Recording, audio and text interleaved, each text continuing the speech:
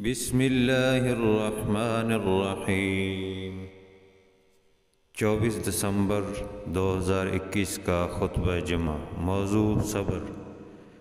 ملت ابراہیمی اور دین متین دین اسلام کا اہم اصول ہے۔ بمقام جامع مسجد الزہرا، جے بلاک، سبززار، لاہور۔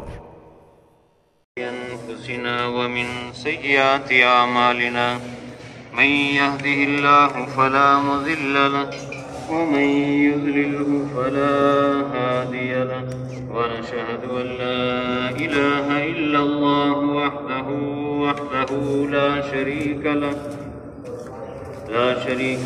ولا نظير له ولا وشير له ولا معين له ولا ضد له ولا ند له ولا مثل له ولا مثال له ونشهد أن سيدنا ومولانا محمدا عبده ورسوله وصل على سيد الرسل وخاتم الأنبياء المبعوث إلى خلق كافة للناس بشيرا ونذيرا وداعيا إلى الله بإذنه وسراجا منيرا۔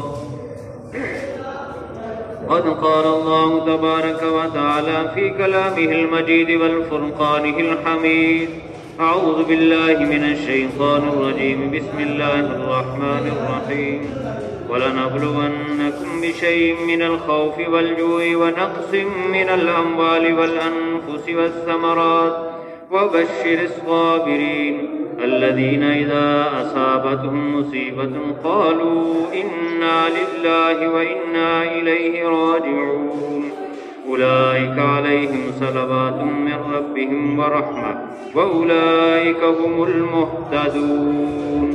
صدق الله العظيم وصدق رسوله النبي الكريم الأمين، ونحن على ذلك لمن الشاهدين والشاكرين، والحمد لله رب العالمين۔ سبحانك لا علم لنا إلا ما علمتنا إنك أنت العليم الحكيم۔ رب اشرح لي صدري ويسر لي أمري واحلل عقدة من لساني يفقهوا قولي۔ اللهم صل على محمد وعلى آل محمد كما صليت على إبراهيم وعلى آل إبراهيم إنك حميد مجيد۔ اللهم بارك على محمد وعلى آل محمد كما باركت على إبراهيم وعلى آل إبراهيم إنك حميد مجيد۔ يا رب صل وسلم دائما أبدا على حبيبك على رسولك خير الخلق كلهم۔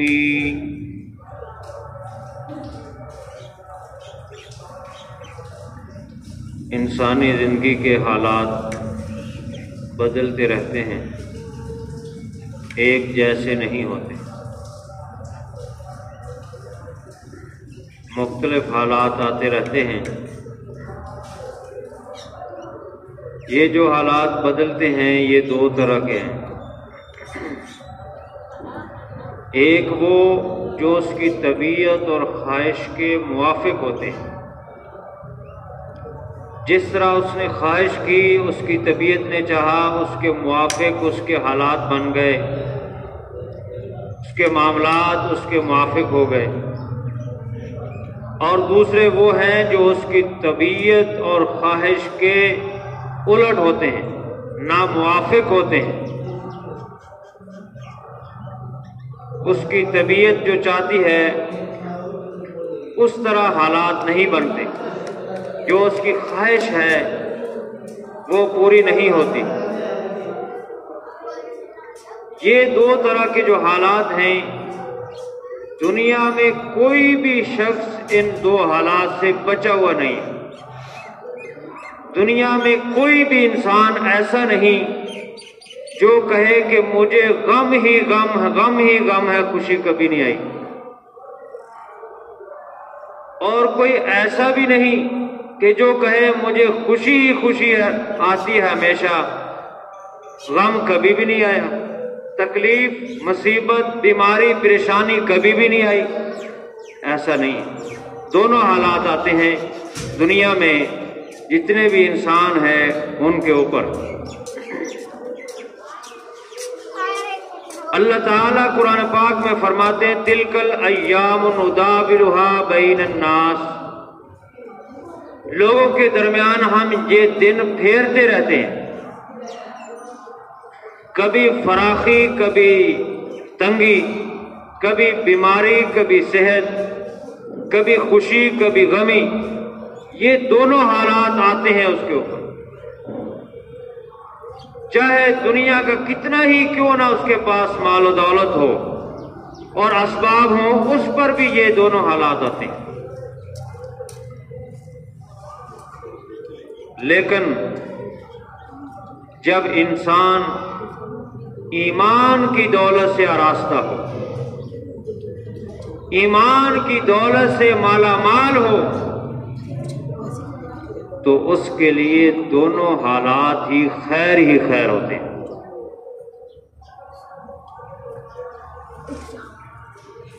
اس کے حق میں دونوں ہی بہتر ہوتے ہیں، چاہے تنگی ہے، اس کی طبیعت کے موافق حالات ہیں یا مخالف ہیں، مومن کے حق میں دونوں بہتر ہیں۔ حدیث شریف میں ہے قال رسول اللہ صلی اللہ علیہ وسلم عجبا لامر المؤمن، تعجب ہے مومن کے معاملے میں، ان امرہ کلہ لہ خیر، کہ اس کے جتنے بھی معاملات ہیں سارے کے سارے خیر ہیں، کلہ لہ خیر، اس کے لیے وہ خیر ہی خیر ہے۔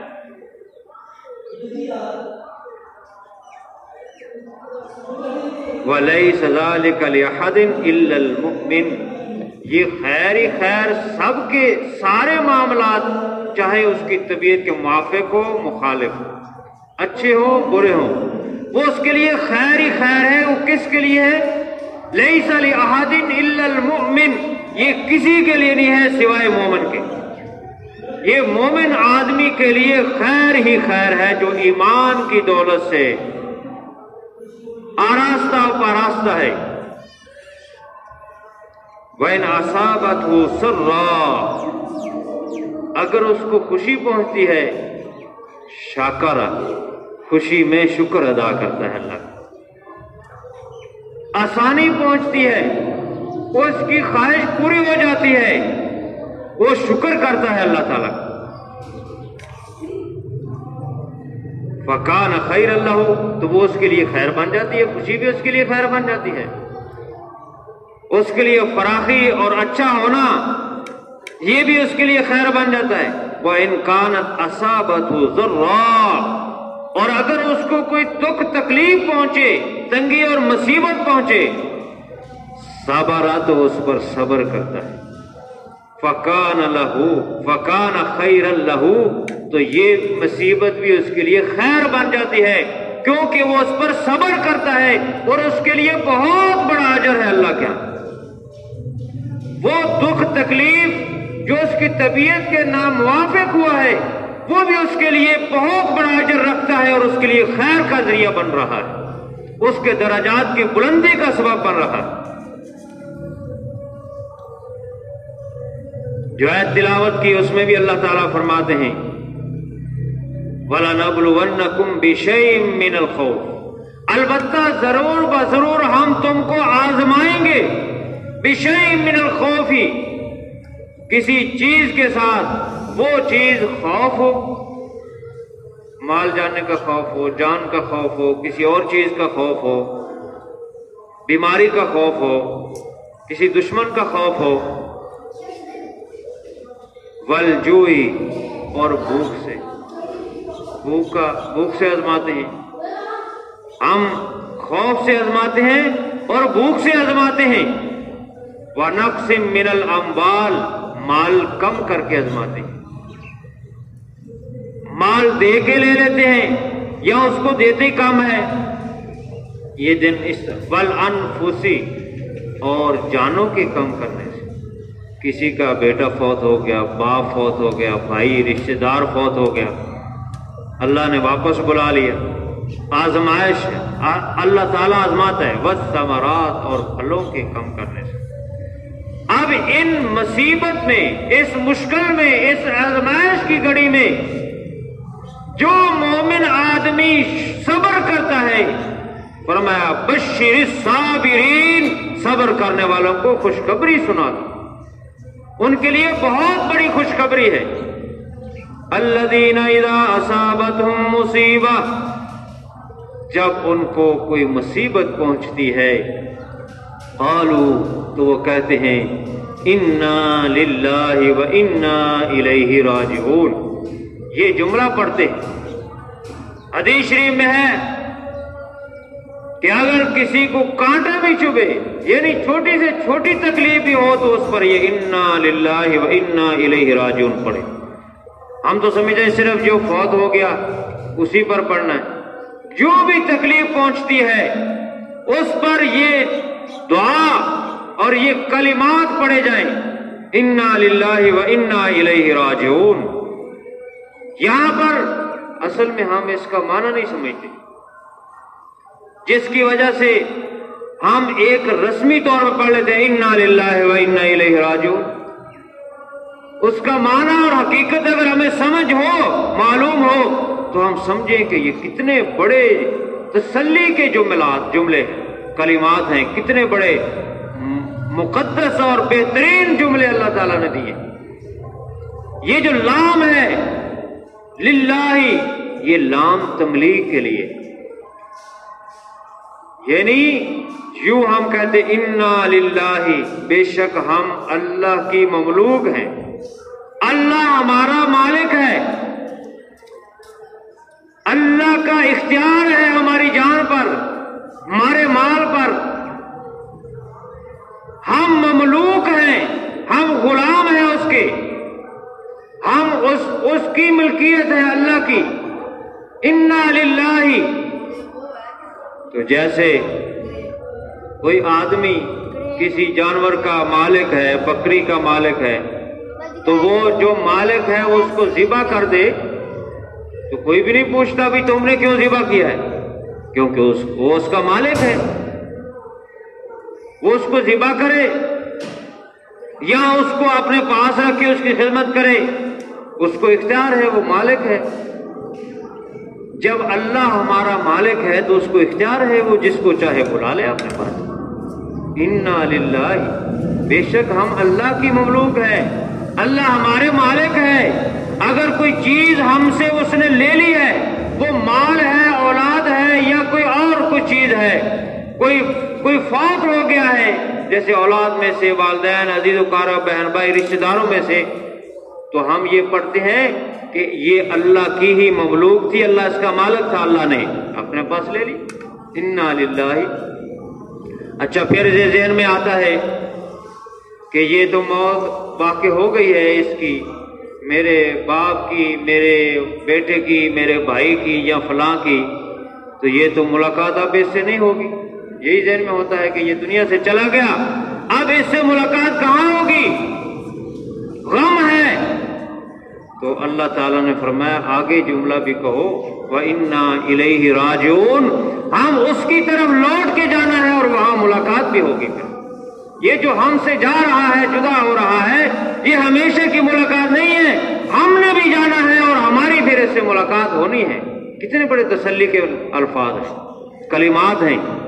انا للہ و انا الیہ راجعون، کہ جب ہم کسی مصیبت پہ، دکھ پہ، تکلیف پہ یہ پڑھتے ہیں تو گویا کہ یہ تسلی کے مضمون اور کلمات اللہ تعالیٰ نے ہمیں عطا کیے. تو جو مجازی مالک ہے، عارضی مالک ہے، وہ کسی اپنی مملوک کو جس طرح چاہے استعمال کرے. جانور ہے اس کو ذبح کر لے. تو اللہ تعالیٰ تو حقیقی مالک ہے، وہ مجازی نہیں ہے، وہ عارضی نہیں ہے، وہ حقیقی مالک ہے. وہ جس کو چاہے بلا لے، جو چیز چاہے وہ واپس لے لے. حدیث شریف میں ہے کہ آدمی کی خوش بختی ہے جو اللہ کی رضا پہ راضی ہو جائے. جس حالات میں اللہ رکھے اس پر راضی ہو جائے، یہ اس کی خوش بختی ہے. اور فرمایا جو اللہ کی رضا قضا پہ راضی نہ ہو یہ اس کی بدبختی ہے اس شخص کے لیے، اللہ کے فیصلے پر جو راضی نہ ہو۔ اور یہ بھی نہیں کہنا چاہیے کہ اگر میں یوں کر لیتا تو یوں ہو جاتا، میں تو یوں نہیں کر سکا، اس طرح کر لیتا تو یہ کام اس طرح ہو جاتا، یہ نقصان نہ ہوتا، اگر میں اس طرح کر لیتا یا فلاں شخص اس طرح کر لیتا تو یہ نقصان سے بچ جاتے، یا کسی کی موت واقع ہو گئی ہے تو آج میں اس کو نہ بھیجتا، روڈ ایکسیڈنٹ ہو گیا، اس طرح ہم کرتے ہیں۔ حدیث میں اس کو منع کیا گیا ہے۔ یہ اللہ کے فیصلے اور اس کی رضا پر راضی نہ ہونے اور شکوہ کرنے کی بات ہے۔ حدیث شریف میں اس کو منع کیا گیا ہے۔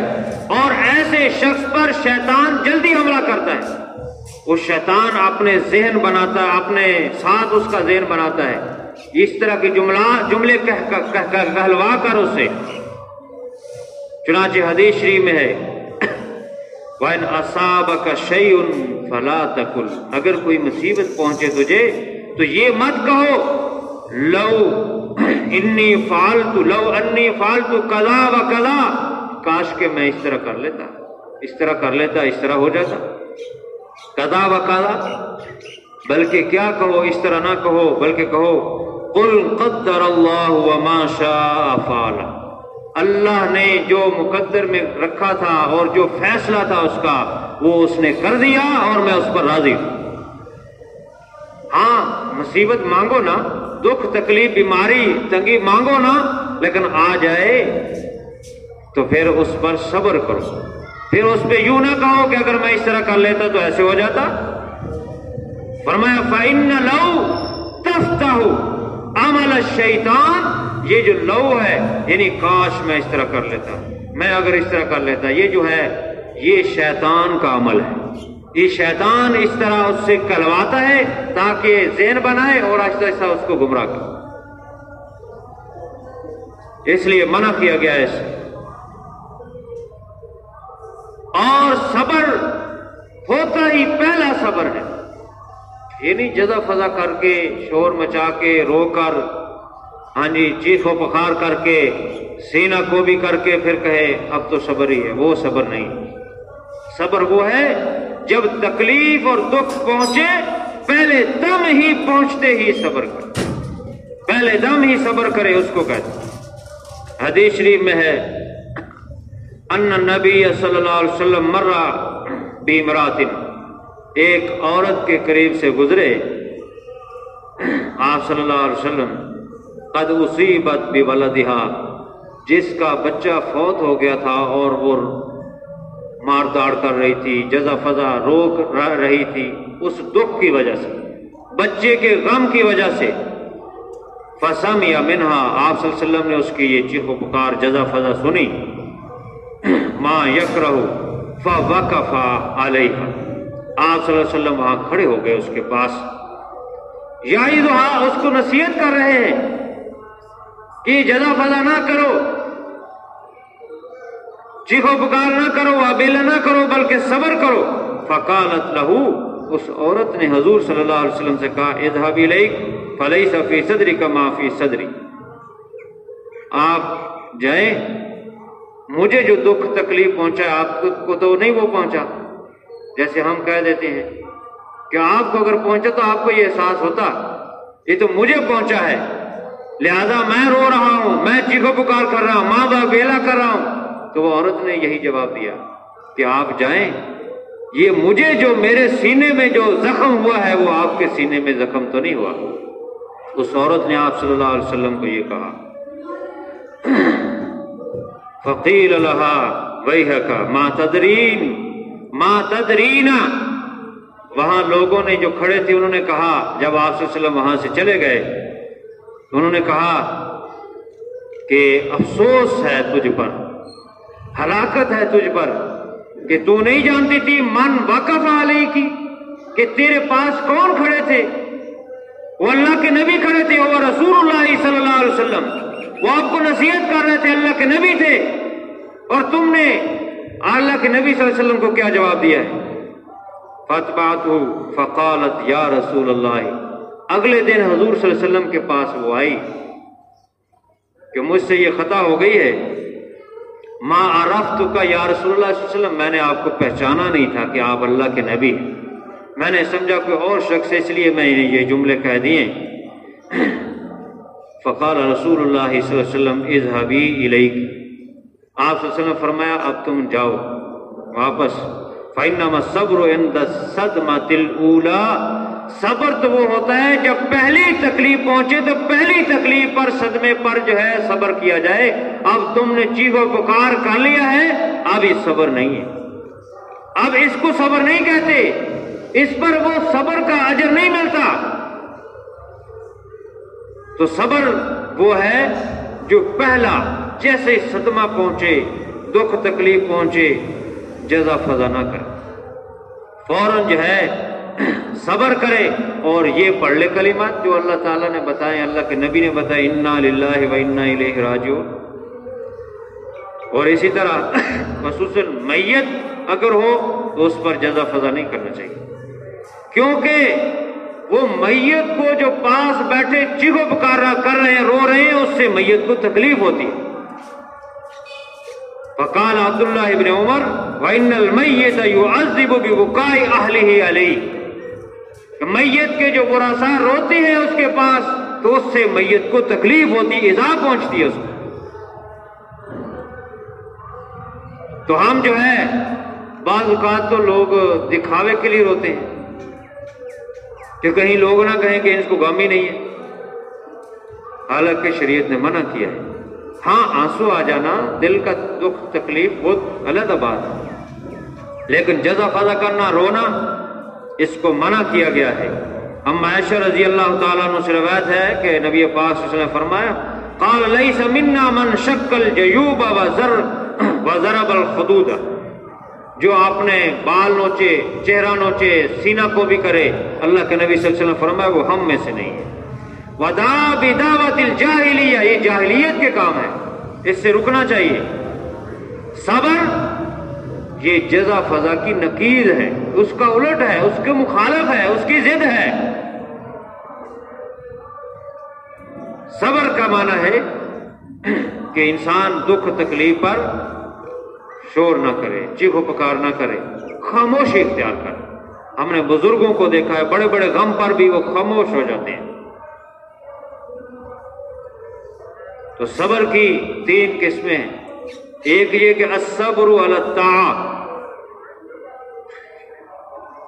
نیکی پر صبر، فرما برداری پر صبر، نیکی ہوتی صبر سے۔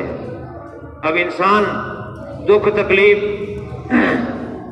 ایک ظاہر ہم سمجھتے ہیں، لیکن یہ ہے کہ سردی کے عالم میں اٹھ کر اپنے گرم کپڑے، گرم بستر چھوڑنا اور پھر وضو کرنا، یہ صبر کا ہی کام ہے، ورنہ کون اٹھتا ہے؟ اکثر لوگ اس لیے نہیں پڑھتے نماز کہ سردی ہے، اور پھر وہاں سے سارے اپنے کام کاج چھوڑ کر سب کچھ، یہ صبر کا ہی تو کام ہے، دل گردے کا ہی تو کام ہے، سب کو چھوڑ دو پیچھے اور آؤ اللہ کی طرف، نماز کے لیے آؤ، کامیابی کے لیے آؤ، فلاح کے لیے آؤ۔ تو وہ سب کچھ چھوڑ کے آتا ہے، اپنے ہاتھ سے خون پسینے کی کمائی، محنت مزدوری کرتا ہے، اور پھر اس میں سے زکوٰۃ دینا، یہ صبر کا ہی تو کام ہے۔ خود کمایا ہے، محنت کی ہے، اسی میں سے اللہ کا حکم ہے زکوٰۃ دے دو، اسی میں سے صدقہ دے دو، نیکی کاموں میں خرچ کر لو، یہ صبر کا ہی تو کام ہے۔ تو بہرحال وقت ہو رہا ہے، اب تفصیل آگے پھر انشاءاللہ۔ تو قرآن پاک میں جگہ جگہ اللہ تعالیٰ فرماتے ہیں ان اللہ مع الصابرین وبشر الصابرین، بہت بڑے درجات ہیں۔ اور ایک جگہ پر فرمایا کہ اللہ تبارک انما یوفی الصابرون، جو صبر کرنے والے ہیں ان کو اللہ تعالیٰ اجر دے گا بغیر حساب، اس کا کوئی حساب و کتاب نہیں، اتنا اجر دے گا۔ اس یعنی قرآن پاک میں اللہ تعالیٰ اس واضح اعلان فرما رہے ہیں صبر کرنے کے والوں کے لیے۔ تو یہ بہت بڑا عمل ہے، یہ ملت ابراہیمی کا اصول ہے، دین اسلام کا بھی بہت بڑا اصول ہے صبر جو ہے۔ اور اللہ تبارک و تعالی ہمیں صبر کی اور عمل کی توفیق عطا فرمائے۔ وآخر دعوانا الحمدللہ رب العالمین۔ سنتے رہو۔